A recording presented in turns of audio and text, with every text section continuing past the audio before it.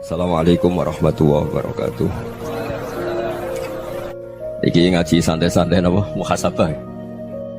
Muhasabah itu kalau Kiai Jawa maknani itu ngoreksi diri sendiri. Jadi menghitung diri sendiri. Ini pas bidang yang saya tekuni tadi karena Habib Ahmad yang minta kemarin sama ibu siapa dari Indonesian Power itu. Ibu Lia, saya turutin sekaligus saya sambil belajar terus tentang muhasabah.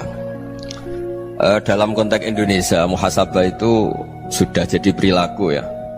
Karena dulu orang tua saya, guru-guru saya kalau ngandani itu, bayangkan kalau kamu jadi dia. Jadi misalnya kita mentang-mentang atasan, otoriter sama bawahan. Bayangkan kalau kamu jadi yang bawahan itu kayak apa?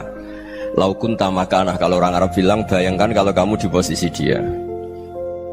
Makanya guyonannya orang-orang Indonesia itu kan orang ngaramkan judi gitu, bareng dikasih tahu. Tapi yang menang anak jenengan, alhamdulillah. Ternyata ngaramkan itu karena ada anaknya. Kalau anaknya yang menang ya seneng.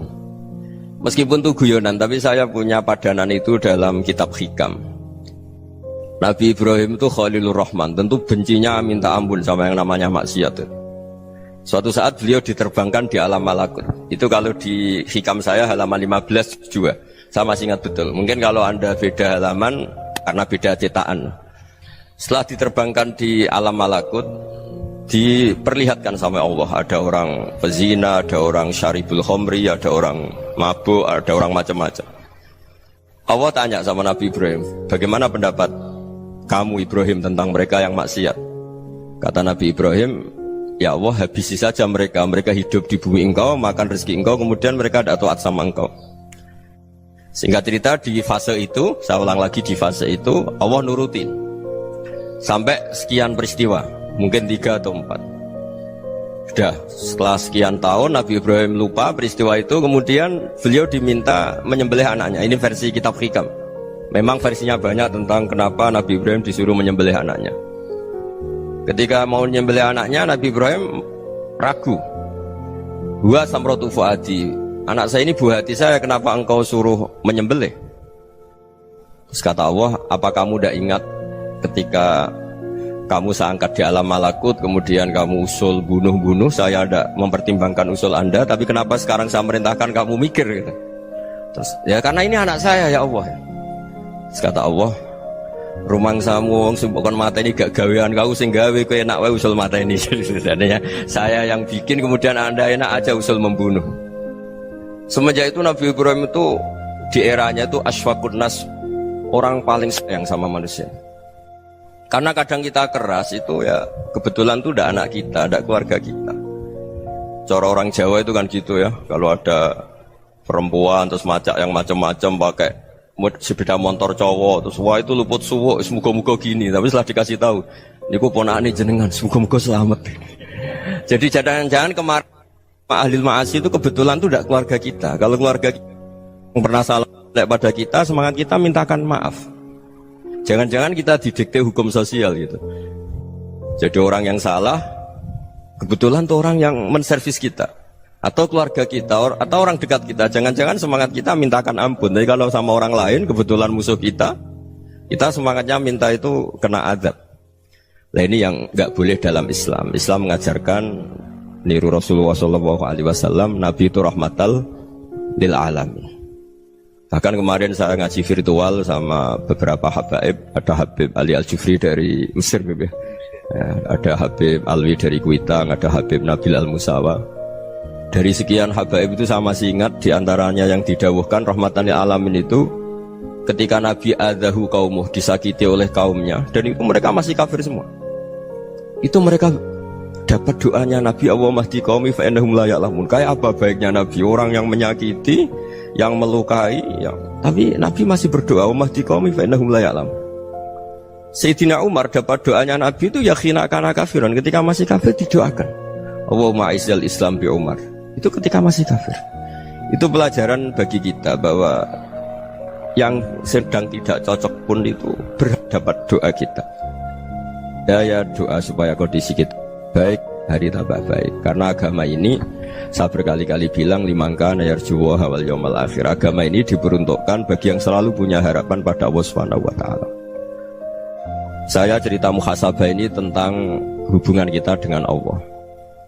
Di Indonesia itu banyak orang fasik, banyak orang nakal. Ya di mana-mana orang nakal itu ya mayoritas, wa aksaruhum fasikun. Tapi berkahnya harapan. Mungkin saya kira nakal sok benda, mungkin saya kira sholat sok ben sholat, mungkin sekarang belum sakho, belum dermawan, suatu saat dermawan. Barokahnya itu kefasikan ini dianggap sementara, sedang fasik, sedang tidak benar. Karena kiai-kiai kita, para guru-guru kita, para habaib utamanya itu mesti bilang semoga husnul khotimah. Nah barokahnya doa itu semoga husnul khotimah itu menjadikan satu pola sosial. Yang sedang fasik ini masih diharapkan jadi lebih baik, jadi lebih sehingga kita tidak ngambil sikap ekstrim yang ingin menghabisi atau ingin mengadili, tidak, karena selalu kita punya harapan. Dan agama ini limangka nerjuwa wal yaumil akhir. Bayangkan itu kalau yang nakal itu anak kamu, pasti kamu nggak ingin kan langsung dapat azab, dapat apa. Padahal kita semua jadi tokoh ini abul kulli, bapak dari semuanya. Sehingga ketika Rasulullah SAW jalan-jalan kemudian melihat perempuan sedang menyalakan api. Kalau apinya mati ditiup, anaknya dijauhkan. Nanti kalau sudah jauh dari api, anaknya digendong lagi. Terus kata Rasulullah, matur ke semua sahabat, Aro'aitum anna hadih tarihatan waladaha alan nar. Apa kamu berpendapat bahwa perempuan ini akan melemparkan anaknya ke neraka? Tidak ya Rasulullah. Tidak akan seorang ibu melemparkan anaknya ke api. Terus kata Rasulullah, Allahu arhamu min hadih biwaladiha. Allah lebih rahman, lebih rahim dibanding orang tua ini kepada anaknya. Ini yang harus kita kenalkan terus, kita kampanyakan terus, supaya orang hubungannya dengan Allah itu nyaman, asik. Sehingga dengan demikian selalu ada harapan bahwa yang sedang nakal ini suatu saat tobat. Kita tidak boleh menghukumi pasti begini, pasti gini, itu tidak wilayah kita. Itu juga yang dicontohkan Rasulullah SAW. Secara lahir Nabi itu nggak berkenan sama Wahsy, karena Wahsy itu salahnya salah fatal karena membunuh ahabban nasi ila Rasulillah, yaitu membunuh Sayyid Hamzah. Jadi ketika Wahsy tobat, Nabi itu terima tobatnya. Dan ketika beliau dengan basariyahnya agak siap ketemu Wahsy karena harus ingat Sayyid Hamzah, basariyahnya diturutin. Oke, kamu iman, saya turutin, tapi jangan sering ketemu saya. Karena kalau ketemu kamu, saya masih ingat sama paman saya, Sayyid Hamzah. Kita bisa ngelola seperti itu. Kita tidak cocok sama orang, bagaimanapun mereka umat Rasulullah SAW, kita tetap mencintai mereka. Misalnya kalau beda agama, mereka sama-sama orang Indonesia, kita mencintai mereka atas nama warga Indonesia. Tapi kalau misalnya potongannya ora cocok, beda kultur, bawaannya itu mangkel no coro Jawa, ya bisa diilmoni, jangan ketemu. Wong sudah tidak cocok, ingin ketemu nyari solusi. Roh ini tok seneng itu kan ya repot gitu. Ya sudah kalau nggak pati cocok ya jangan sering ketemu. Dan itu kita bisa memanage seperti itu tuh bisa. Saya berkali-kali cerita tentang Imam Syafi'i. Kalau dikasih tahu ya Imam Abu Abdillah, panggilannya Imam Syafi'i, tetangga anda ini ternyata banyak yang nggak senang anda. Jawabnya beliau senang. Ya bagus kalau nggak senang saya, ndak utang saya katanya. Jadi gara-gara saman seneng aku ngatur aku ini kan. Dan mungkin saman rasa seneng kan ya enak. Jadi hidup tuh dianggap happy. Kalau seneng ya teman silaturahim, kalau nggak seneng ya nggak bakal utang gitu. Baru kayak seneng itu nggak ganggu. Gitu.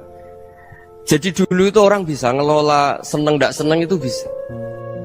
Karena ada kearifan hubungan dengan Allah Subhanahu wa ta'ala. Hidupnya selesai karena masyghul bi dzikrillah, mereka sibuk dengan Allah. Makanya kata ulama-ulama tasawuf, kamu jangan melihat manusia perilakunya, tapi kamu juga harus ingat yang gerakkan semua itu Allah Subhanahu wa ta'ala. Dengan demikian kita farah, kita senang. Makanya Nabi kalau ngutus Anas bin Malik kemudian nggak kesampaian yang diinginkan karena Anas main, ketika garwa-garwani Nabi agak tersinggung, Nabi andaikan Allah menghendaki yang saya inginkan kesampaian, pasti itu kesampaian. Jadi dianggap kegagalan Anas gak manggil yang dituju Nabi itu ya kersane Allah, ya enteng saja. Sayyidina Ali lebih parah lagi yang dialamin. Itu dalam beliau kalau dipanggil itu gak cepet-cepet ke sana. Ketika ditanya, kenapa kamu tak panggil gak cepet ke saya? Amin tu ukubatak, karena aku tahu kau orang baik itu pemaaf. Jadi makanya orang-orang soleh dulu itu bodoni itu. Makanya sekarang kalau ada orang bodoni itu mesti bidik orang soleh. Kalau orang-orang soleh itu kakean husnudzon lagi sering dibodonin. Abdullah bin Umar itu masyhur itu. Kalau ada budaknya sering sholat, sergap sholat itu dimerdekakan. Akhirnya enggak sholat pun pura-pura sholat. Akhirnya juga dimerdekakan. Ketika ditanya, kenapa engkau merdekakan? Padahal mereka sholatnya menipu engkau, kata pembisik-pembisik itu. Man khoda'ana lillah in khoda'na lah. Dia nipu atas nama Allah, berarti saat tertipu juga atas nama Allah. Enggak masalah dong, semuanya demi Allah Subhanahu wa ta'ala. Jadi ketika kita ketemu mensifati Allah Ta'ala itu ghafir, Allah pemaaf. Jangan kamu nggak fair untuk diri kamu nyifati Allah ghafir, pada orang lain Allah kamu sifati syadidul iqab. Jadi Allah kamu atur, kayak MC tadi ngatur saya. Jadi Allah itu apa? Kalau pada saya ghafir, kalau pada musuh saya syadidul iqab. Itu nggak fair. Kalau Anda punya harapan kepada Allah karena Allah Rahman Rahim, Allah ghafir, sebenarnya Allah pada musuh kita ya bisa saja Allah ghafir, bisa saja Allah Rahman Rahim. Sehingga kita melihat orang lain yang kita tidak cocok itu ya enteng saja. Itu min ummati Rasulillah sing tanaluhu syafa'atuh, tanaluhu sa'atu rahmati, tanaluhu fair. Jangan dengan kita kayak mesti dapat rahmat. Jangan orang lain kayak Allah pasti syadidul iqab. Itu tidak boleh. Sehingga ketika ada orang Badui, singkat cerita orang Badui ini kencing di masjid, semua sahabat membentak dia. Yang enggak bentak hanya Nabi tok. Saking mangkalnya orang ini karena semua sahabat bentak kecuali Nabi. Setelah dibenarin Nabi, terus Nabi nyuruh Sobbu Ali Dhanuban min ma'in. Setelah disucikan masjid itu, dia berdoa keras sekali. Allahumma arhamni wa Muhammadan wa la tarham ma'ana ahadan. Ya Allah, yang berhak dapat rahmatmu hanya saya dan Nabi Muhammad, yang lainnya jangan gitu. Karena yang lainnya tuh jengkelin, gitu aja saya salah dimarah-marahin gitu. Jadi kalau kamu doa terbatas ya kayak orang Bedui ini, kayak orang Arabi. Apa kata Nabi? Laqad tahajjarta wasi'an. Allah yang rahmatnya luas menjadi kamu sempitkan karena kamu mau atur Allah hanya rahman pada Indonesian Power, pada NU, pada kita, yang orang lain nggak perlu dapat. Itu kan kasihan Islam, karena Islam terus nggak dimiliki semua orang. Allah nggak dimiliki semua orang, Rasulullah nggak dimiliki semua orang, karena dipek NU, dipek ormas tertentu, dipek. Nggak boleh seperti itu. Nggak boleh takhasyar tawasian, kata Nabi. Nggak boleh mempersempit zat yang rahmatnya itu luas. Ini semoga etika ini kita pakai di Indonesia. Yang sedang fase kita harapkan lebih baik. Yang sedang nggak dapat hidayah kita doakan dapat apa? Hidayah. Masyhur kan, makanya tadi saya mohon sama Habib Ali supaya Habib Ahmad supaya tetap mahalul qiyam, tabaruk sama Habib Ali. Di antara doa-doa di Simtuduror masyhur itu antuqabilal mudhniba minnah fil ghufran wal musi'ah bil ihsan. Jadi harapannya para habaib, para orang-orang baik dulu ya, semoga yang dosa itu dimaafkan, yang sedang salah dibuka, bikin lebih baik. Nabi itu tugasnya juga gitu. Wastaghfir li dzambika walil mu'minina wal mu'minat. Nabi itu tugasnya juga memintakan ampun yang sedang salah. Nah ini cobalah jadi etika kita, muhasabah kita. Jadi muhasabah itu cara berpikir kita set, kita pikir ulang. Ternyata semangatnya seorang Nabi itu wastaghfir li dzambika walil mu'minun. Semangatnya itu memintakan ampun. Orang ahli tafsir tahu semua kalau Nabi itu tidak mungkin dosa. Jadi itu khitabun lin Nabi wa urida bihi ummatu, itu khitab Nabi, tapi yang dimaksud itu umatnya, karena Nabi tidak akan mengalami dzambun, tidak akan mengalami dosa. Sekarang enggak, kadang-kadang kita ini kalau orang lain salah itu semangat. Kalau di perusahaan ada teman salah, apalagi pimpinan salah itu seneng, barokahnya salah bisa ganti kan gitu. Jadi kalau mungkin di dunia tokoh juga gitu, barokahnya ada tokoh salah, kita yang jadi populer sendiri, tidak boleh seperti itu. Kita harus salimus sodri di jami'il muslimin. Jadi ini harus dilatih. Saya tadi matur sama Habib Ahmad, latihan kita jadi hidup. Nabi itu kalau resep jadi wali itu kata Nabi gampang. Kata Nabi, kalau kamu ingin disenangin Allah, ya sudah. Kalau kamu asbahta wa amseta gini-gini, perasaan kamu, kata Nabi, jangan punya perasaan ghil sama orang muslimin. Itu sudah wadzalika min sunnati. Makanya Nabi ngendikan la yablughni ahadun an ahadin syai'an. Ada yang baca la yuballighni ahadun an ahadin syai'an. Seseorang jangan melaporkan ke saya tentang salahnya yang lain. Fa inni akhruju ilaikum wa ana salimus sadri. Karena saya ingin ketemu sampean semua dalam keadaan salimus sadri, tidak punya perasaan apa-apa. Karena kalau nurutin pembisik, nurutin informasi itu ya repot, karena orang pasti sepihak. Ada kiai yang top datang ke kampung-kampung ning desa-desa, kata yang seneng itu punya akhlak.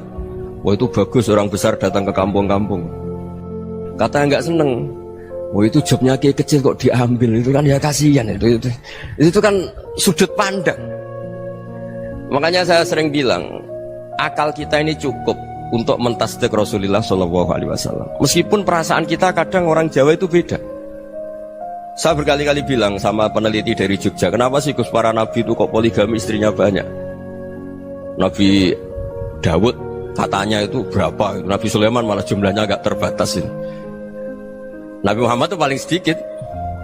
Saya tanya gini, perempuan itu orang lemah, jadi kalau nolong orang satu gimana baik, kalau nolong orang dua ya lebih baik, ya sudah kira-kira seperti itu.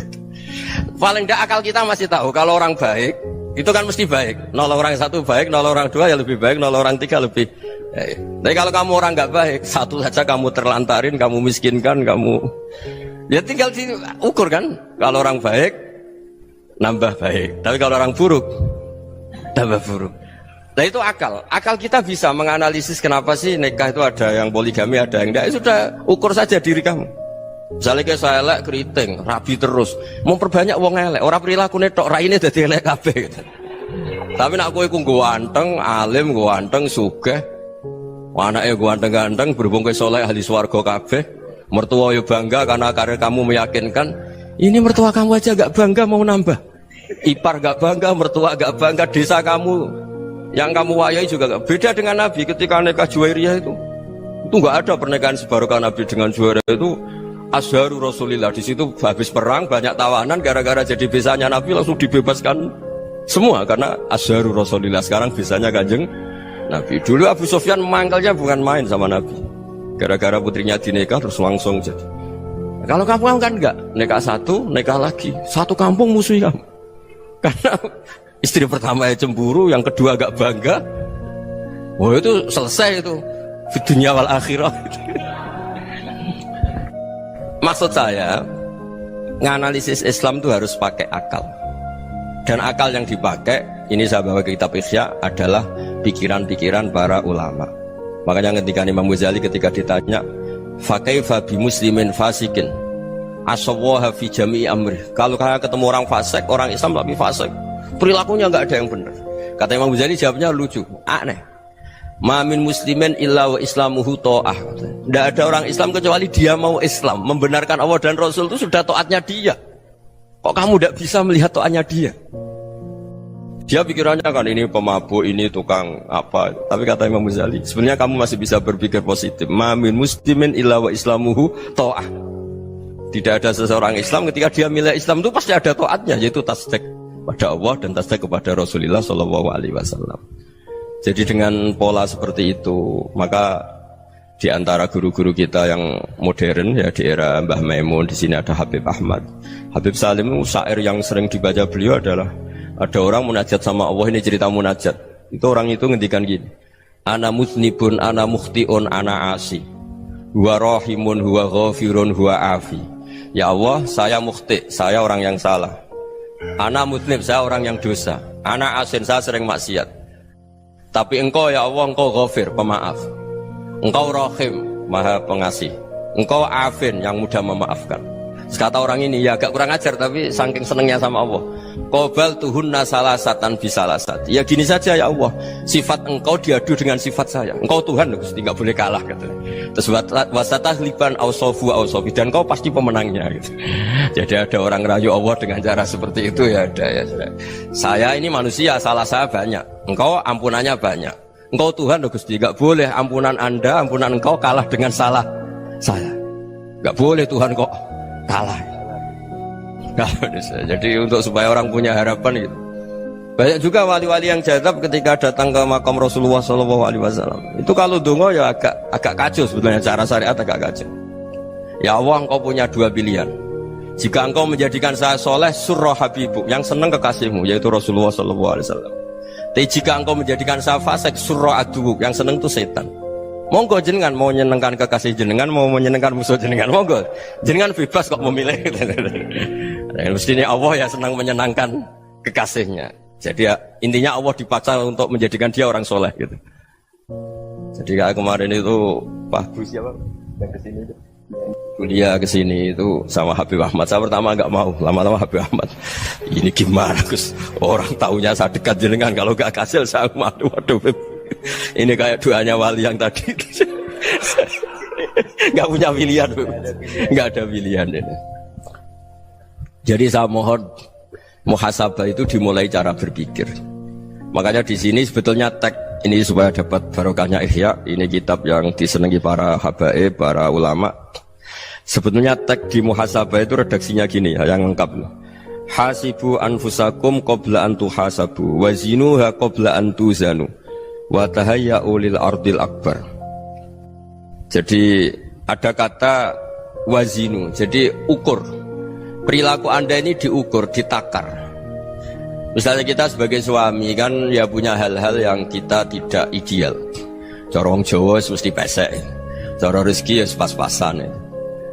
Dan kita juga kalau makanya agak boleh tanya istri begini, apa saat cinta pertama Anda? Pasti Anda kecewa. Orang jadi istri hanya korban terakhir itu. Sudah. Karena orang kalau ngelamar kemana-mana gak jadi, yang jadi istri itu pasti korban terakhir itu. Jarang istri pilihan pertama, jarang. Ayo semua yang nikah. Rata-rata itu pilihan Anda pertama Pak, dari sekian ditolak di mana-mana terus. Ya perempuan terakhir.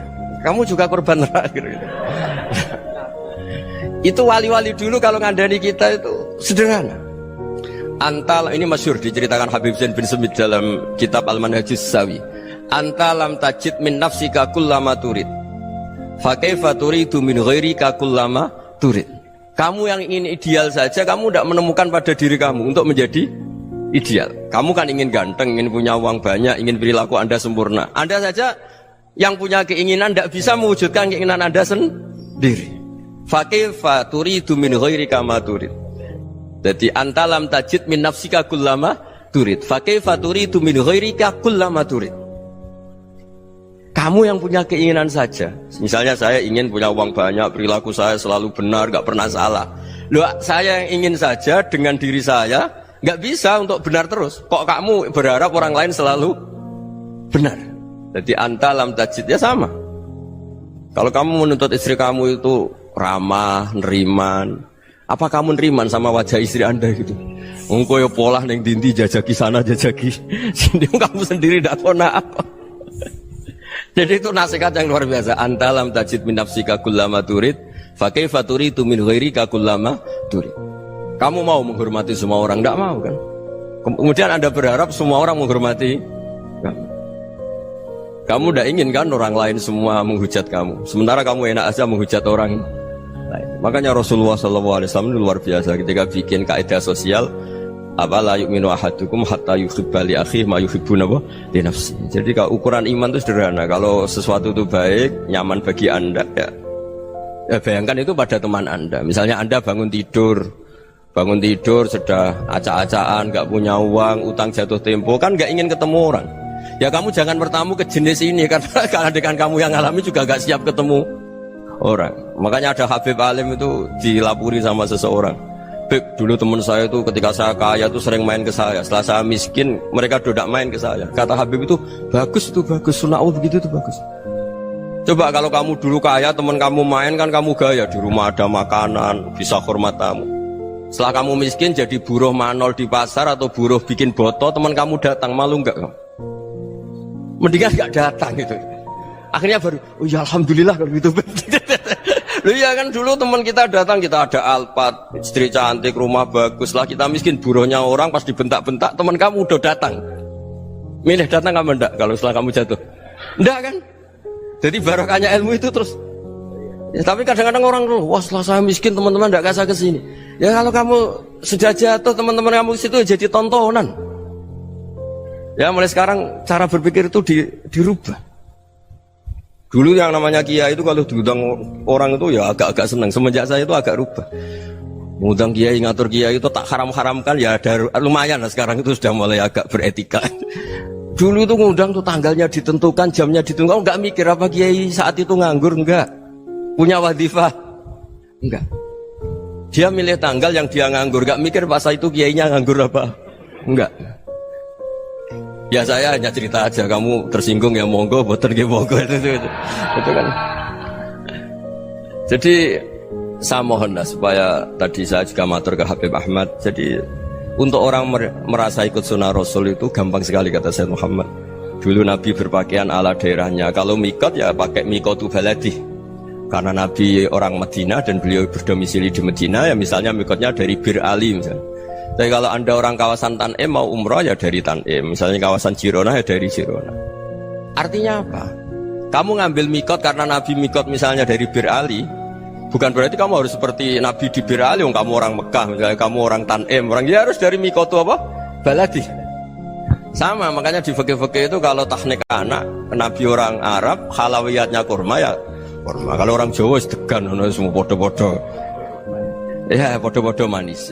Jadi ini tabaruk sama Sayyid Muhammad, ini ada murid beliau, Habib Ahmad, sahabatnya. Supaya orang itu merasa ikut Nabi itu gampang sekali.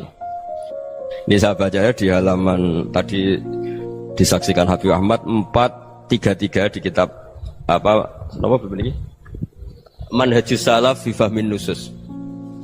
Itu kata Sayyid Muhammad wa kanat sunnatu Rasulillah annahu yat'amu ma yajiduhu fi ardi wa yalbasu ma yajidu wa yarkabu ma yajidu mimma abahu Allah taala. Faman istamala ma yajiduhu fi ardi fa huwa al-muttabi' lis-sunnah. Kama anau hajjal baita min madinati faman hajjal baita min madinati nafsih fa huwa al-muttabi' lisunnah wa illam takun hadhil madinatu tilka. Jadi intinya misalnya Nabi dulu itu ngasih sedekah kepada fakir miskin ya pakai dinar dirham.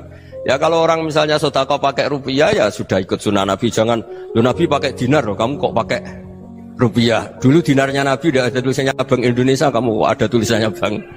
Ya tidak ada seperti itu. Ya jadi misalnya Nabi sedekah pakai tamar atau pakai al-aqid, ya kita pakai beras, pakai apa, supaya orang tuh bahwa Rasulullah itu milik kafatal linnas, milik semuanya, sehingga merasa ikut sunnah Nabi itu ya semuanya. Makanya dulu Mbah Mun kalau motivasi saya supaya bombong, kalau orang Jawa bilang bombong, wong Jawa itu mesti ono wong alim. Beliau menyontohkan mas itu Mbah Fadol, Senori, Mbah Ihsan Jambes, itu bisa ngarang-ngarang kitab luar biasa, padahal beliau bukan orang Arab. Imam Sibawa itu orang Persia, Imam Ghazali orang Tus itu juga ikut Persia. Kata Imam Mun, wong sing ora Arab lah mesti untuk jatah alim kata beliau, karena Nabi itu diutus kafatal linnas. Nanti kalau orang yang alim itu Arab tok, berarti tidak ada perwakilan dari Afrika, dari Asia Tenggara, dari mana-mana. Makanya karena Nabi statusnya itu kafatal linnas. Jadi kita harus bangga sebagai Muslim, sebagai orang Indonesia, karena misalnya Wali Kutub dulu terkenalnya hanya ada di Yaman, di mana. Ternyata pernah ada juga di Indonesia dan seperti Habib Abu Bakar Segaf Gresik. Jadi ya artinya kan tetap orang Indonesia meskipun beliau zuriyah Rasul kan ya sudah orang apa? Orang Indonesia. Zuriyahnya Habib Ali Simtuduror sekarang di Solo. Jadi Indonesia juga dapat alawin banyak, dari Sadatin al-Alawin juga banyak. Jadi saya mohon barokahnya ngaji seperti ini. Melihat orang lain tuh gampang, bayangkan tuh kalau anak kamu. Makanya Nabi nanti kalau nggak percaya lihat di Hikam nomor 15 di kitab saya itu. Di situ dijelaskan oleh Hikam, jangan-jangan semangat Anda pada orang yang maksiat, pada orang yang keliru supaya dihukum itu karena kebetulan itu udah anak Anda, itu udah keluarga Anda. Coba kalau itu keluarga Anda. Makanya kalau saya guyonan di Jogja itu ada pembantu mecahkan piring terus dimarahi majikannya, saya mesti guyon gitu, pasti itu pembantunya tidak cantik. Kok bisa Gus? Andekan cantik dan kamu senang mecahno piring satu, piring 1000 ora iso ngamuk. Ternyata ngamuknya itu karena mecahkan piring apa karena plus tidak cantik? Coba jawab para lelaki ini. Kamu marah sama orang maksiat tuh karena maksiat, karena plus itu udah anak Anda. Bayangkan kalau itu anak Anda. Itu hebatnya Rasulullah SAW.